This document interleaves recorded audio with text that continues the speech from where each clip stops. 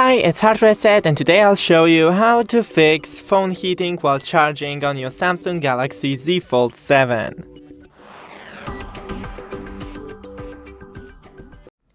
So first things first, it is completely normal for your phone to heat while charging, especially when you're using a fast charge, but we can minimize that. So first, unlock your phone and close all the background apps. Next thing is to use original charger and cable. Then remove the case if you have one. I don't have any case on my phone, so I have nothing to take off, but if you do, then take your case off.